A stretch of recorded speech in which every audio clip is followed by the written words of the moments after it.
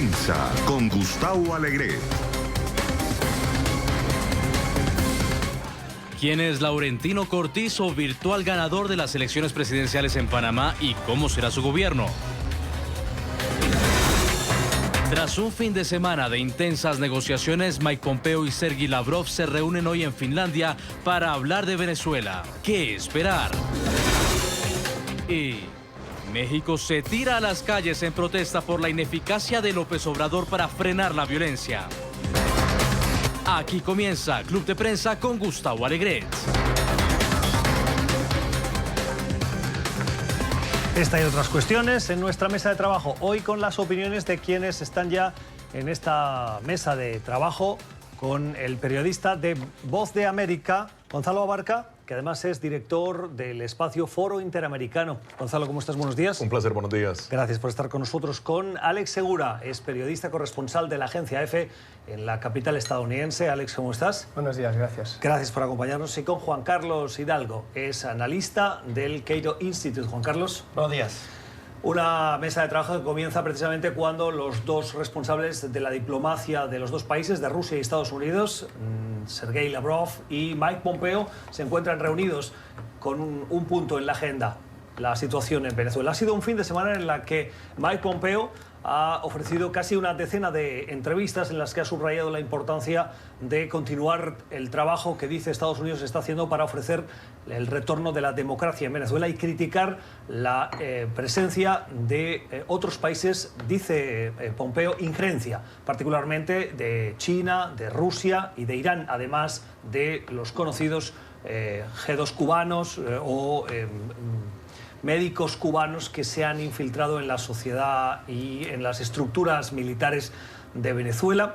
Pompeo ha dicho que es necesario que se retiren, que acabe esa injerencia y que se le permita a los venezolanos volver a votar. Mientras, en Moscú, una reunión de alto nivel entre Sergey Lavrov y Jorge Arreaza, el ministro de Relaciones Exteriores de Nicolás Maduro, para reforzar esos lazos de hermandad, han dicho textualmente, por lo que, más que hermandad, Gonzalo, lo que vemos es un reforzamiento del apoyo que le está ofreciendo Rusia a Nicolás Maduro, quien, dice Mike Pompeo, está al frente del gobierno, pero no puede gobernar. Sí, y nos sorprendió Mike Pompeo con el anuncio que hizo de que ya había un avión, el avión presidencial de Maduro, dispuesto a salir, de acuerdo a la información que tenía. Verdaderamente nos sorprendió la semana pasada, y acusando a Rusia, una aseveración que el mismo Sergey Lavrov dijo que era surrealista en su momento. Como vemos, tanto Rusia como Estados Unidos en Finlandia, tratando de limar asperezas para tener una posición muy definida sobre Venezuela que se requiere. Lo que está sucediendo en Venezuela no solamente es grave, sino que va a contratiempo. Continúan saliendo los venezolanos, continúa verdaderamente dándose la represión contra el pueblo, principalmente la oposición. Y si hay efectivamente un elemento de cambio que puede crear una diferencia, es Moscú. Es Rusia, es el que da el apoyo económico, es el que tiene asesores militares, el que tiene bases incluso en Venezuela. Tiene que haber un acuerdo en ese sentido, de lo contrario Maduro no va a abandonar el... ¿Tiene Rusia, Juan Carlos, el control sobre la situación geopolítica que ahora mismo vive Venezuela?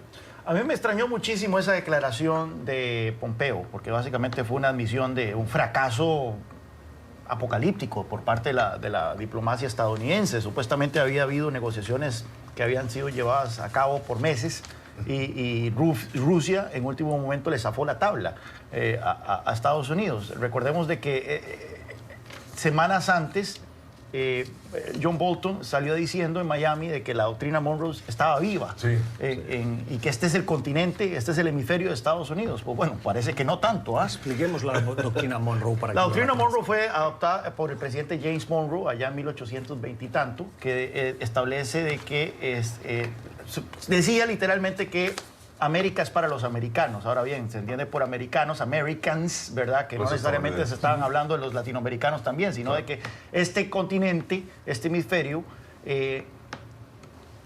es una zona exclusiva de acción de Estados Unidos. Y la manera en que se hizo eso fue que para evitar la injerencia de potencias extranjeras en el hemisferio occidental. En ese entonces, recordemos, las repúblicas de Sudamérica y de Latinoamérica estaban recién independizadas. Claro.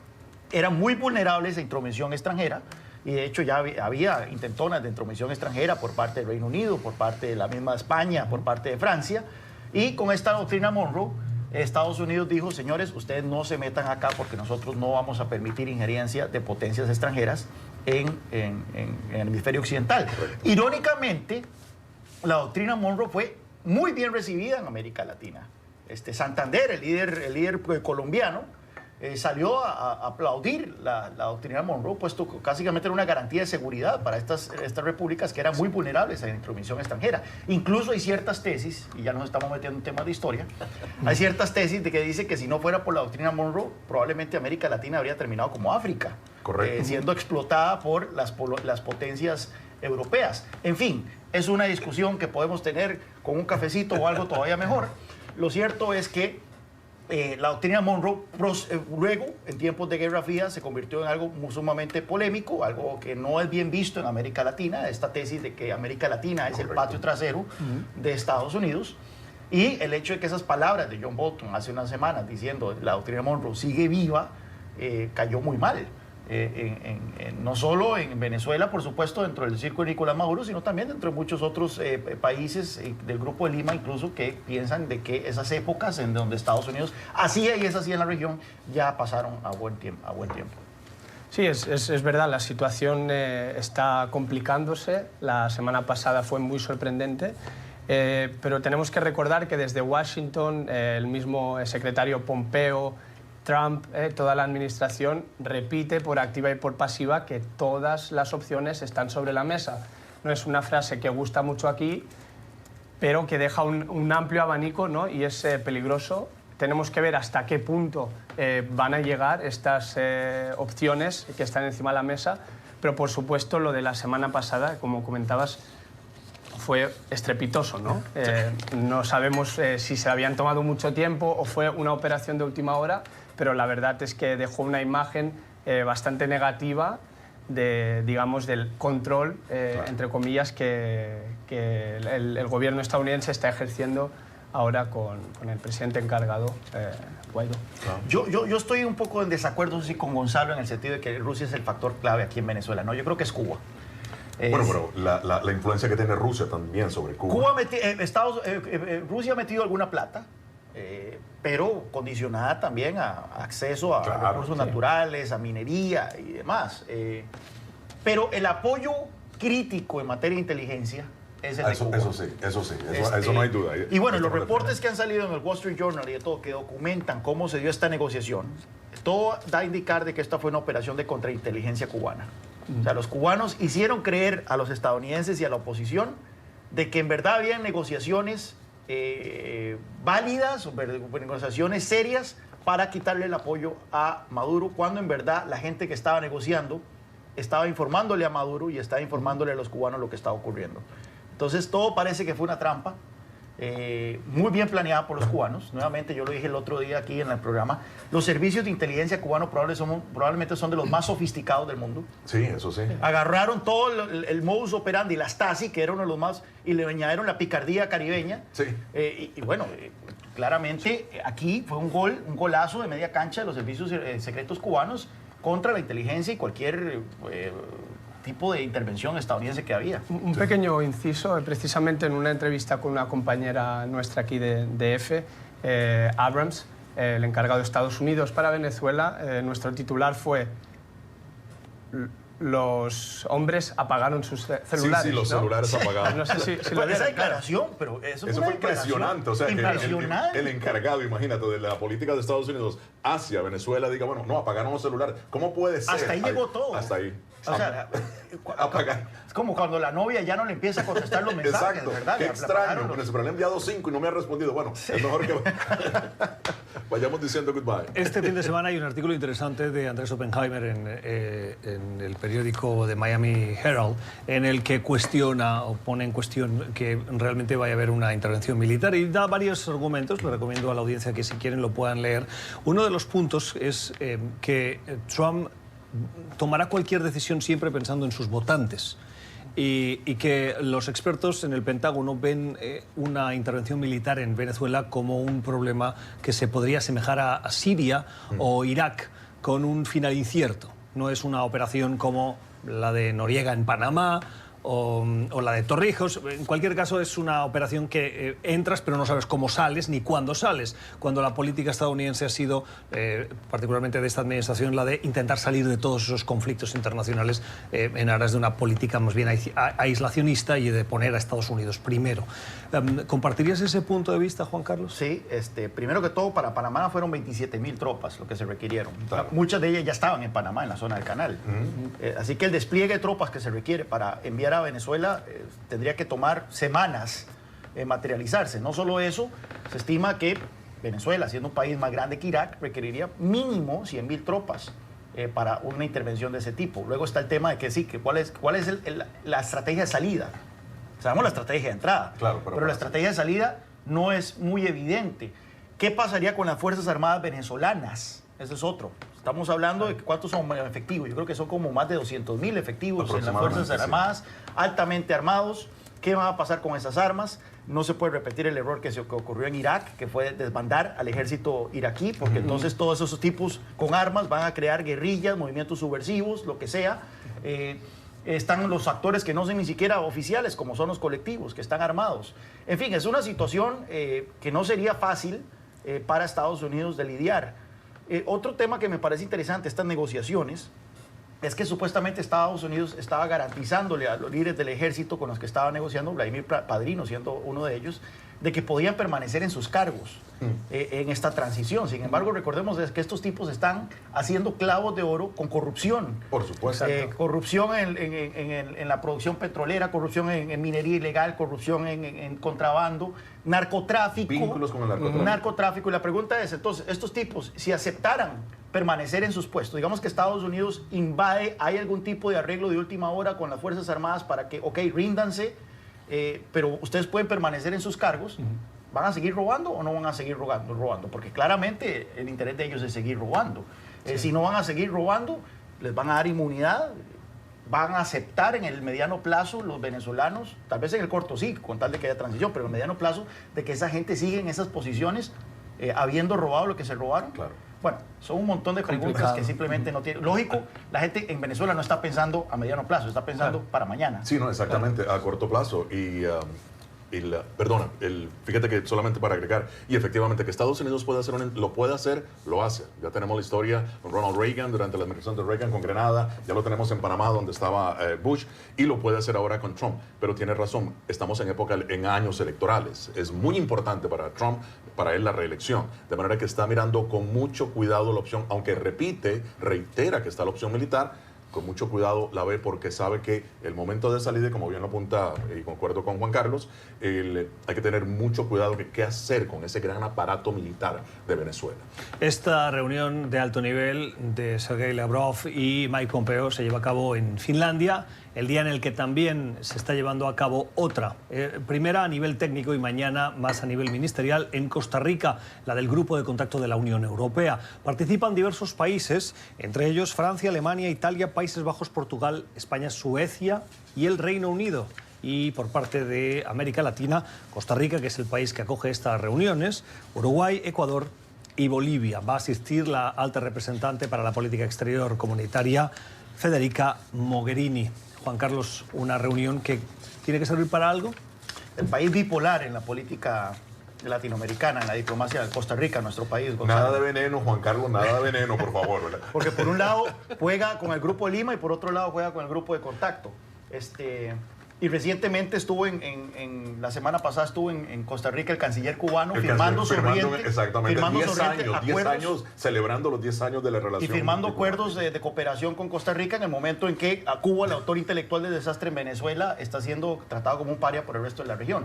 Mira, bueno, un paria, pero que se le abre la puerta dentro del Grupo de Lima. Se le abre la puerta. Exacto. Y Gustavo, y tal vez vos podés averiguar, estando en F, ¿quién fue el país dentro del Grupo de Lima que sugirió que se le abriera la puerta a Cuba? A mí me gustaría mucho contestar. Alguien propuso plantearle a Cuba, plantearle al Grupo de Lima, que utilicen a Cuba para tratar de buscar una solución al tema cubano, al tema venezolano. Aquí lo interesante es que Cuba no es parte de la solución, es parte del problema. Por supuesto. Todo el mundo identifica propios extraños y saben que los motivos de Cuba con Venezuela no son buenos. O sea, aquí hay una estrategia de vampirización de Venezuela, tratando de extraerle petróleo, tratando de extraerle lo poco de riqueza que le queda a ese país, a cambio de este aparato de inteligencia que los cubanos han dado a Venezuela. En cuanto a la reunión del grupo de contacto, pues yo no sé, patada de ahogado. Yo creo que el grupo de contacto, ¿cuántos meses había dado? 90 días, creo que fue en su momento, que dijo que iban a dar 90 días para que la situación,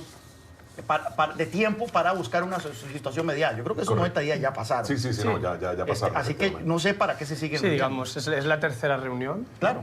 Entonces, ¿hasta qué punto realmente va a ser útil o no? Esa es mi pregunta, ¿no? Sí.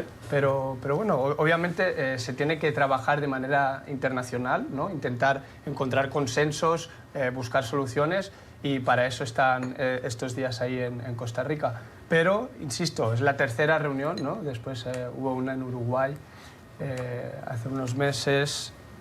Entonces, esperemos, ¿no? Esperemos a ver mañana. Hoy da inicio, pero bueno, a ver si se llega a algún tipo de consenso, algún tipo de declaración que pueda, por lo menos, marcar unas líneas generales de trabajo. Sorprende que en ese grupo no esté México. Bueno, México no ha estado ni en el grupo de Lima ni nada, se ha mantenido precisamente muy distante de esto. Pero México abogó por el diálogo. Claro, pero ¿sabes qué? López Obrador le ha dado más bien el apoyo a Maduro. Acuérdate cuando él asumió como presidente, ha tenido un apoyo hacia Maduro. El gobierno de México respalda, no ha reconocido al gobierno de Guaidó. Bueno, y Maduro estuvo en la posesión. Por supuesto, y foto oficial. Entonces México, yo sé que sorprende, sin embargo, y México es un actor importante. Muy importante. Más importante incluso que Costa Rica, que a mí me parece, y aquí difiere un poco de Juan Carlos, me parece que Costa Rica quiere mantener quiere lanzarse como el gran negociador latinoamericano. Han pasado décadas en donde ha estado opaco, y ahora en esta administración de el presidente Carlos Alvarado, me parece que la política exterior de Costa Rica es de diálogo, de paz, de mantener una relación amigable, y bueno, y el punto más difícil en ese momento es Venezuela, ¿verdad? Alex, ¿algún comentario al respecto de México? Sí, como bien dice, desde que la nueva administración ha entrado, ¿no? Parece Claro. que hay un apoyo claro al gobierno de Maduro, y están intentando, pues, tampoco insistir en esa idea, porque pues, muchos sectores de México no lo ven con buenos ojos, pero obviamente la postura está clara y bueno, en México ahora mismo, como vimos ayer, que hubieron protestas importantes en la Ciudad de México, pues la nueva presidencia está intentando ahora pues aflojar un poquito su dialéctica, intentar encontrar un poquito más de estabilidad, porque recordemos, llegaron el 1 de diciembre, ¿no? Pues llevan Sí, la verdad que 5 o 6 meses, y ya parece eso, ¿no? Que llevemos años, ¿no? Sí. de las presiones que están sucediendo. Así que Vamos a hacer una primera pausa en nuestro club de prensa de hoy para regresar hablando de las elecciones en Panamá. Los panameños votaron ayer y hay un ganador de esa cita electoral. La Junta Electoral aún no ha dictaminado el resultado final, pero por los resultados y el escrutinio que conocemos, Laurentino Cortizo, socialdemócrata del PRD, habría ganado las elecciones. El perdedor parece Ricardo Martinelli. Se lo contamos a la vuelta.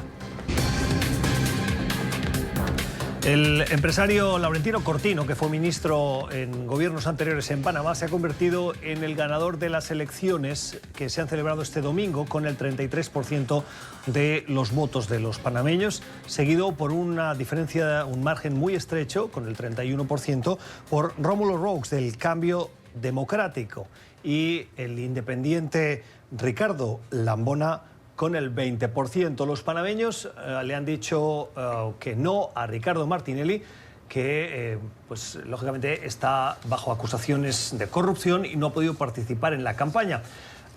Gonzalo, además tengo la sensación, por conocer un poquito Panamá, que los panameños se acostumbran a constantemente en los ciclos electorales darle el poder a la oposición, de tal manera que no hay continuidad de poder, al menos de los mismos partidos, no de las figuras presidenciales, pero sí de los partidos en los gobiernos. Y en este caso, de nuevo, los panameños han dicho: aquí mandamos nosotros, no hay continuidad. Sí, lo analizas muy bien. Recordemos que Nito Cortizo llega precisamente escalando la ola del icónico, legendario partido de Omar Torrijos, ¿no? Un líder indiscutible en Panamá y que no había llegado al poder precisamente. Nuevamente regresa, como dices bien. Imagínate, el líder de Omar Torrijos, ahora, después de 1989, creo, es que regresa nuevamente el partido, el PRD, y viene muy fuerte. Viene primero con una promesa de una lucha frontal a la corrupción. Ya recordemos que hay expresidentes, ¿no?, que han sido acusados, que han sido detenidos. Y número uno. Número dos, la economía de Panamá, que si bien es cierto es un hub de comercio, finanzas también, que está ganando la batalla a sus países vecinos, por cierto. Es muy importante mantener un gobierno transparente, al menos, y que se centre en la economía. Una economía que es una de las mejores en la región. Así es que con esa promesa, buenos días para Panamá, buenas noticias de momento, aunque curiosamente, y esto lo hablaba con Juan Carlos en el interín, en mi país decimos pasó dejando los pelos en el alambre, o sea, por un punto. Sí. O sea, la verdad que Cortizo no. Hasta el punto que su competidor le ha pedido un recuento y no ha reconocido la victoria. Imagínate. Pero esta mañana, en el programa La Mañana, un conocido analista de la realidad panameña decía que tiene su derecho a pedir ese recuento, pero que el conteo de votos y el sistema electoral en Panamá es un sistema fiable. Sí, el propio Cortizo también se pronunció al respecto, dijo: tranquilos, panameños, esto puede ocurrir, estamos en una democracia y la diferencia son de 40.000 votos. Puede ocurrir que él reclame, estamos a la expectativa de que el conteo oficial realmente publique los datos, pero sí, de momento pues, se ha negado a reconocer el resultado Roux, que recordemos que viene de la época de Martinelli, ¿no?, el hombre fuerte del partido. Martinelli, acusado de corrupción, ahora mismo encarcelado, recordemos que fue extraditado el año pasado, así que... Y que no ha podido participar en la campaña. Exacto. Él quería presentarse a la alcaldía, de hecho, sorprendentemente a la alcaldía de Ciudad de Panamá. En última instancia no fue posible, pero claro, también intentarse desligar de una figura tan potente como Martinelli ahí, pues finalmente se ha visto que no ha surgido efecto. Y yo quería destacar el punto de los candidatos independientes, ¿no? Como bien decías, el abogado Ricardo Lombana ha quedado en tercera posición con el 20% de los votos. Y hay un dato muy interesante, que es en las primeras elecciones en las que se pudo presentar un candidato independiente fue en 2014, y el total de votos que recibieron fue el 2%. En estas elecciones, no solo con Lombana, sino con otros candidatos independientes, ha habido hasta un 25% de panameños que han votado por independientes. Candidatos independientes. ¿Esto qué dice a los partidos tradicionales? Cuidado, ¿no? Cuidado. No solo en Panamá, vemos que es una tendencia mundial. Los ciudadanos, especialmente la gente joven, está empezando a castigar a los partidos tradicionales, manchados por temas de corrupción, pero no únicamente, ¿no?, sino unas estructuras muy pesadas, quizás un poco antiguas, en las que las personas que llegan a lo más alto muchas veces no es por mérito, sino es por antigüedad. Correcto. ¿No? Y digamos que hay mucha gente, especialmente joven, que está empezando a castigar esto. Y el señor Lombana, el abogado, él tuvo una campaña muy fuerte, muy agresiva en redes sociales, también el discurso de la lucha anticorrupción, y parece que ha funcionado, ¿no? Obviamente no ha llegado al 30 y pico por ciento que han llegado sus dos rivales, pero sí un 20% de panameños, ¿no? Aquí lo interesante es que Cortizo va a llegar a la presidencia con únicamente un tercio del voto, poco más de un tercio del voto, y lo cual demuestra nuevamente la urgencia de una reforma constitucional en Panamá que establezca la segunda vuelta, siendo Panamá uno de los pocos países de América Latina que solo tiene una elección de una vuelta, ¿verdad? México, Honduras, Paraguay y Panamá siendo los países que tienen esa característica. Es una de las cosas que se ha discutido.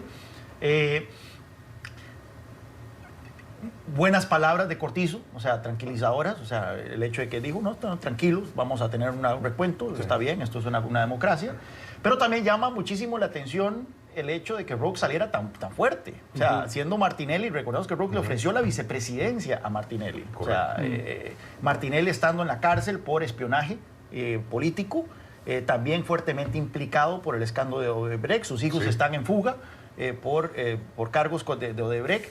Así que llama la atención que Martinelli siga siendo tan popular en Panamá. Fue popular por el hecho de que, principalmente en las clases populares, porque fue un gobierno altamente clientelista, generó todo tipo de dádivas y regalos con platas públicas, y eso lo agradece un sector importante de la población en Panamá. También llama la atención, otro que llama la atención es otra vez las encuestas estaban total y absolutamente perdidas. Hace 5 años Juan Carlos Varela estaba de tercer lugar en las encuestas y terminó ganando. En estas elecciones daban a Cortizo una ventaja de hasta un poco más de 20 puntos porcentuales y terminó casi que siendo un empate.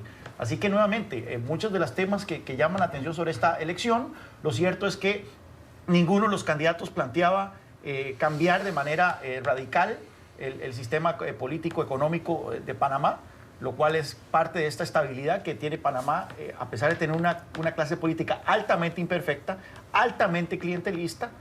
La economía está estable y es una de las economías con mejor desempeño en América Latina. Juan Carlos, ¿por qué una segunda vuelta sería beneficioso para Panamá? Para darle un mayor mandato político al quien gana. Nuevamente...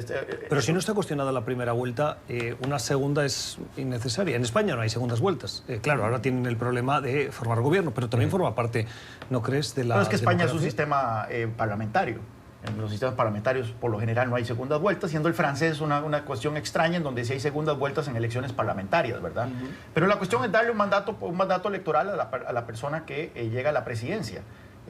Usualmente es un 50%, en nuestro país es un 40%, en Costa Rica, pero la idea es que efectivamente no llegue alguien al poder con un tercio del voto, puesto que esto mina su capacidad de Cuestionaría de que no está representando a la mayoría, ¿no? Exacto. ¿Cómo puede interpretarse desde Estados Unidos ese llamado que ha hecho Cortizo de profundizar la relación con China, cuando precisamente una de las cosas que más preocupa a Estados Unidos es la presencia creciente de China en la región y particularmente con un socio estratégico tan importante como es Panamá para Estados Unidos? Bueno, fíjate que China se ha convertido en uno de los principales clientes de Panamá. Precisamente parte de toda esta estructura económica que tiene y de su desarrollo se debe precisamente a la inversión china. China tiene una política, y tú has escrito, Juan Carlos ha escrito ampliamente de eso, en donde la política de China hacia Latinoamérica es precisamente una de inversión a largo plazo con una serie de garantías a favor de los chinos. Preocupa a Estados Unidos sin duda alguna. Es una situación, la política de China es interesante porque ellos demandan, no es una ayuda que llega sin ningún tipo de garantías, al contrario, hay garantías muy peligrosas y eso lo hemos visto en toda la región. Y a pesar de que preocupa, sin embargo, Panamá como país soberano, creo que está jugando muy bien tanto con Estados Unidos como con Beijing, y bueno, son cosas de que ya la política de la política Monroe es prueba de que Estados Unidos no puede aplicar esa política a América Latina. Sí, por supuesto. Yo creo que China está jugando un rol muy bien hecho, ¿verdad? Para mí, que esté tratando de entrar en todas las economías latinoamericanas de una manera menos agresiva de lo que se podría esperar. Creo que es una manera muy eficiente que está funcionando y vemos que los países están empezando a disfrutarla, ¿no? A disfrutar de que China realmente esté entrando. Estados Unidos obviamente no le gusta, pero ¿qué van a hacer, ¿no? La soberanía de cada país es libre de decidir con qué países y con quién no trata, y en este caso, pues oye, Cortizo tiene todas las de ¿no? pronunciarse al respecto y abrir las puertas a más yenes, ¿no? Es interesante porque Cortizo, siendo ministro de Desarrollo Agrario, renunció a su puesto por el Tratado de Libre Comercio con Estados Unidos. Entonces, tiene un precedente de oponerse a una relación bilateral fuerte a nivel comercial, por lo menos en materia con Estados Unidos, principalmente por preocupaciones proteccionistas del agro. Pero llama la atención si lo de China. China escogió para poner su embajada en Panamá un terreno que queda dentro de la antigua zona del canal. O sea, era antiguo territorio estadounidense y eso levantó muchas suspicacias. Claro. Cuando establece relaciones con Beijing, Panamá, Estados Unidos retiró a su embajador de Panamá, si bien recuerdo, lo cual fue muy mal visto, puesto que ¿por qué Estados Unidos toma estas actitudes teniendo Estados Unidos relaciones Por diplomáticas supuesto. con Beijing? Y Panamá es uno de los únicos 2 países que están dentro del Belt and Road Initiative de China. Ya tiene proyectos De los 2 países de América Latina. de América Latina. Ya tiene proyectos por $3.600 millones en progreso, en infraestructura, el 4.º puente sobre el canal de Panamá, entre otros. Así que claramente China está apostando a una relación muy fuerte, pero siguiendo con los dichos ticos, ¿verdad? China no saca pelo sin sangre, ¿verdad? Por supuesto. Claramente el tema del Belt and Road Initiative, que no lo hemos discutido en este programa, yo creo, o por lo menos no cuando yo he estado, es un programa muy controversial de proyectos de infraestructura que ha sido altamente cuestionado por las condiciones en que estos préstamos son, por la opacidad que estos préstamos y estos créditos vienen y por el hecho de que muchas veces los países se ven aturuzados, se ven Claro. en deuda que luego no pueden pagar. El segundo país en América Latina es Chile. Y en este contexto de la apuesta de Panamá por la relación comercial con China, sorprendió también que cuando Panamá y China decidieron establecer relaciones diplomáticas formales con la apertura de embajadas, el cuestionamiento, Juan Carlos, de China a Panamá fue que tenían que cerrar la embajada que tenía Taiwán abierta. Y la situación en Taiwán es algo muy sensible en el Congreso, particularmente en el Comité de Relaciones Exteriores del Senado, donde, por decir una voz muy relevante, conocedora de América Latina, Marco Rubio, ha sido extremadamente claro posicionándose a favor de Taiwán y en contra de China por ese expansionismo y por esa persecución a la política de Taiwán, que China considera parte de su territorio, que Estados Unidos dice que no. Pero eso no es una cuestión solo de Panamá, esa es la política estándar de China. O sea, o tiene relaciones con Beijing o tiene relaciones con Taiwán. Claro. Hay solo ya menos de 20 países alrededor del mundo y pequeñas islitas, principalmente en el Pacífico. Paraguay es el único que queda en Sudamérica. En Centroamérica todavía Nicaragua, Honduras y Guatemala son los que reconocen a Taiwán. Pero es una realidad inevitable geopolítica de que China, siendo la segunda economía mundial, va a recibir el reconocimiento de la mayoría de los países del planeta. Sí, es verdaderamente exactamente. Y mira, muy rápidamente para acotar, recordemos que China está creando una serie de grandes proyectos en Centroamérica y en este caso, te menciono rápidamente el famoso canal interoceánico que desea construir en Nicaragua. En Nicaragua hay una iniciativa para hacerlo, pasando por parques nacionales. De manera que la presencia de China y sus proyectos son monumentales en la región y obviamente China desea tener más presencia en América Latina. 11:07 en Santiago de Chile y la costa este de Estados Unidos, 17 en Bogotá, Lima, Quito.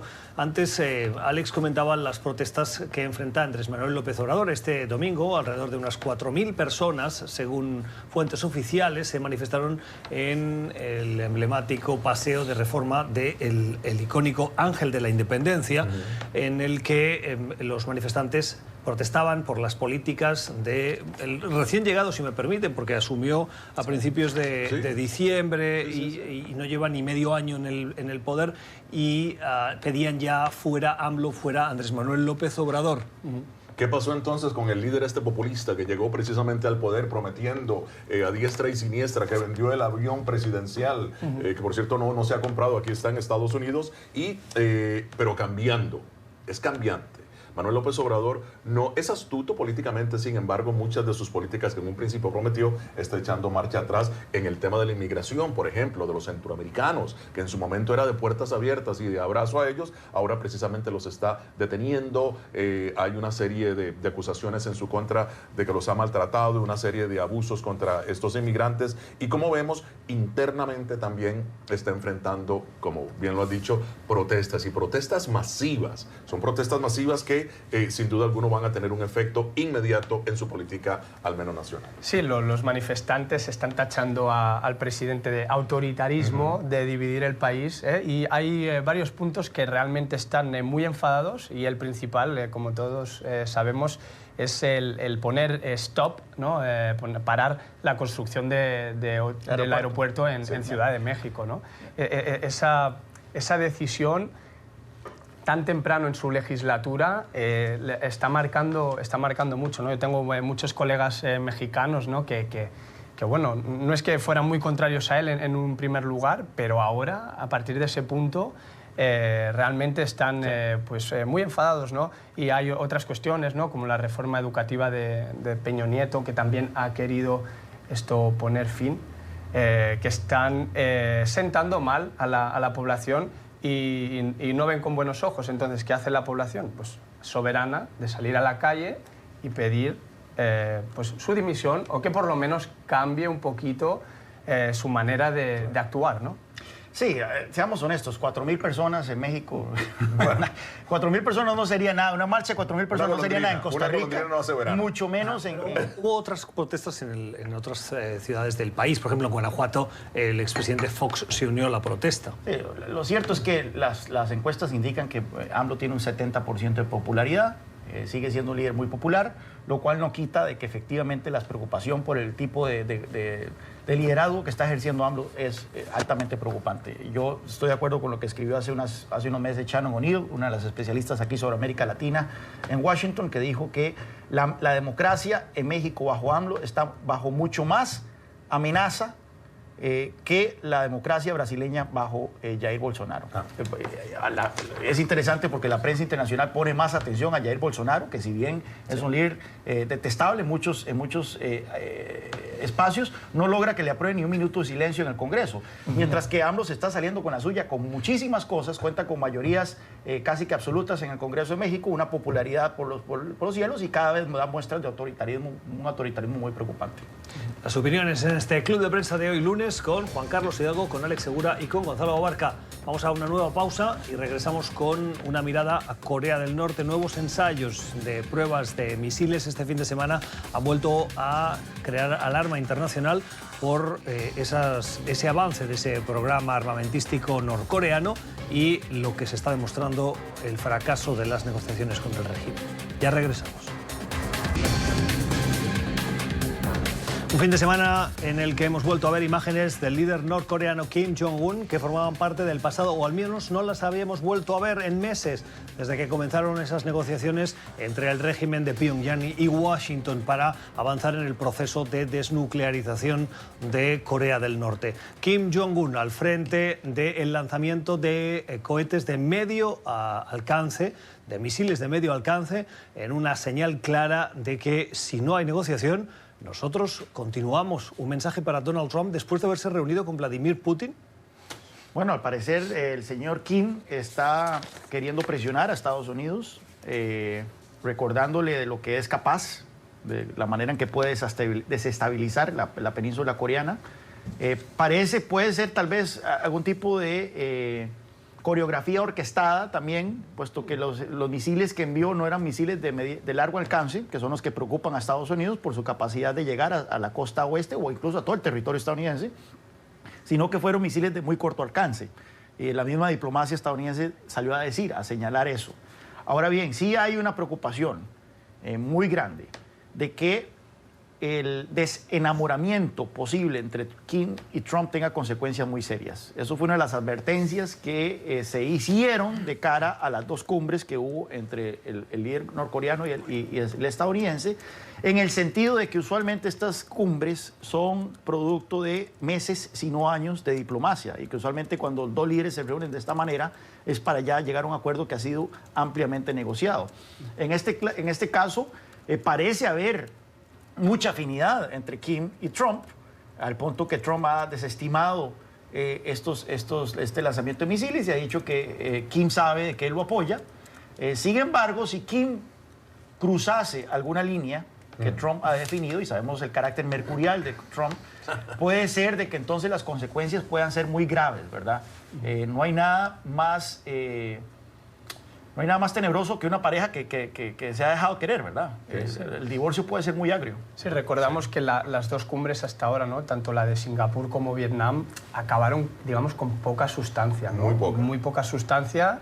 Había una grandísima expectación a nivel mundial, pero al final el resultado fue mínimo, ¿no? Es verdad que Trump sigue enviando mensajes a través de su red favorita, Twitter.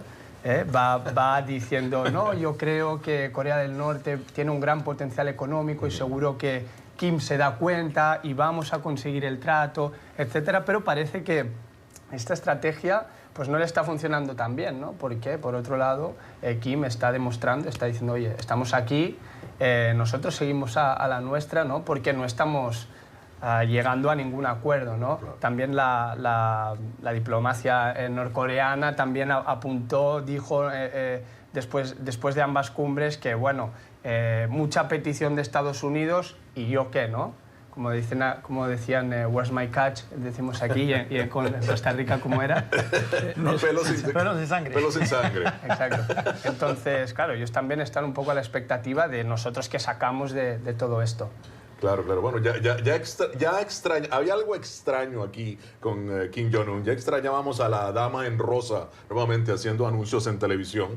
Y, bueno, obviamente sale, como bien lo dice Juan Carlos, en mi opinión, y los analistas internacionales concuerdan en que es una presión por parte de él. Recordemos que Kim es un experto, un maestro en presionar a Estados Unidos. No solamente ha pedido que John Bolton esté fuera, imagínate, John Bolton, el asesor de seguridad nacional, esté fuera de las negociaciones, sino que también que Mike Pompeo tiene el descaro verdaderamente para decir, no, ni el canciller ni el asesor de seguridad nacional. Y por otro lado, muy peligroso porque aparece, ahora recordemos, y eso hay que aclarar, es video de lo que parece ser, no es que eso es tan secreto en Corea del Norte, parece ser misiles de largo alcance que vienen a ser 500 kilómetros, lo cual pone en peligro a toda la península coreana. Pero si es así y él está supervisando ese lanzamiento, pues obviamente hay una amenaza constante, una amenaza permanente, y a pesar de eso el presidente Donald Trump, diciendo la semana pasada, como lo dices tú, Alex, cuenta favorito, es vamos a llegar a un deal. He loves the deal. Entonces dice, bueno, we are going to have a deal. Que en su momento lo llamó el Rocket Man. Sí. Bueno, yo por eso digo, es muy peligroso si hay un divorcio entre estos dos líderes. Las consecuencias pueden ser muy serias. Fatales. Vamos a una nueva pausa en nuestro club de prensa de hoy. Paradójicamente, yo no recuerdo muchos programas de club de prensa, lo decimos aquí en la pausa antes, en los que no habíamos hablado de política estadounidense y particularmente del presidente Trump. Bueno, este no iba a ser una excepción. A la vuelta conversamos sobre el cambio de opinión del mandatario estadounidense sobre una posible declaración de Robert Mueller, ese fiscal especial que investigó la trama rusa. El viernes decía Trump que no tenía inconveniente, y este fin de semana nos sorprendió diciendo que no debería declarar ante el comité del Congreso. ¿Qué le ha hecho cambiar de opinión al mandatario? Lo comentamos a la vuelta. La Cámara de Representantes de Estados Unidos avanza diversas investigaciones que son colaterales a la investigación de la trama rusa. Quieren conocer ese informe completo y se lo han pedido al fiscal general William Barr, que se resiste a entregarlo, más allá del que ya ha entregado, que tiene algunas partes que están tachadas para que no sean conocidas por diversas razones de seguridad, de protección de terceros, etc. Se especula con la posibilidad de que quien dirigió el equipo de fiscales que ha llevado a cabo ese informe, Robert Mueller, pueda testificar en uno de estos comités de la Cámara de Representantes. El viernes, preguntado al mandatario estadounidense, dijo que no tenía inconveniente, como tampoco lo tenía el fiscal general William Barr. Pero el fin de semana el presidente, a través de su cuenta de Twitter, dijo que tras 35 millones de dólares gastados y unas conclusiones claras de que no hubo coordinación entre su campaña y el Kremlin, y que no hubo pruebas de obstrucción a la justicia, no debería testificar, que 400 páginas de conclusiones son suficientes. ¿Tiene potestad, Juan Carlos, William Barr, el presidente de Estados Unidos, para decirle al Congreso que Robert Mueller no puede testificar? Me declaro ignorante en ese tema. Yo creo que tal vez hay gente que sigue el Congreso de Estados Unidos mejor. No sé exactamente si tiene esa potestad o no. Yo precisamente, que gestiono el Congreso, veo que la dinámica de Trump de ir cambiando, sí, no, en una gran variedad de temas, lo que busca es desestabilizar, ¿no? Y que haya titulares y un poco una cortina de humo de lo que realmente quieren los congresistas, ¿no? Tanto demócratas, por supuesto, pero hay un gran número de miembros republicanos, tanto sobre todo de la Cámara, pero también del Senado, que han dicho sí, queremos escuchar a Mueller, sí, queremos que él nos dé su versión.